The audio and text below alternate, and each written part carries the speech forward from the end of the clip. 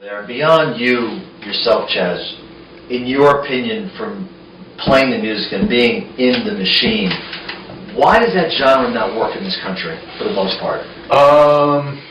There's not a lot of rock radio left. I border on the rock element, yet it's blues, and blues was never really big in the United States. You got to realize the blues was brought to us through the Rolling Stones and through Cream.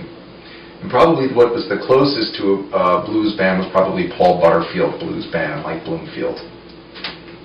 But Fleetwood Mac was originally a blues band. Did you know that? Did not know that.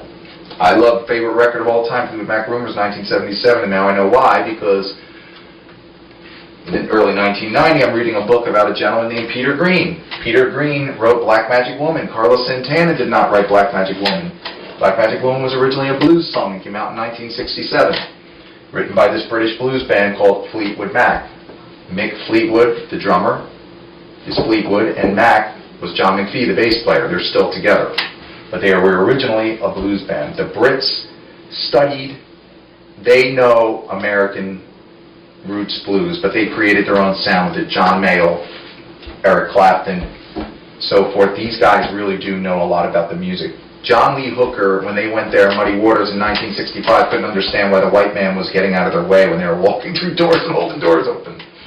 You know, it didn't make sense to them, because these guys were just huge stars there, you know. And the Rolling Stones were originally a blues band, and they brought it back to us in the form of, you know, that's what created the whole rock and roll. I find this fascinating that you've traced, you have a lot of history that you've studied, I could see, but why do you think the evolution has not come full circle, where some of these groups have started in that genre and it hasn't held up? Well, I don't know. It's a hard question to answer, you know. It's like the machine picks what's going to be hot. The machine. I met Jay-Z in, I think it was 1998. We were in Hollywood.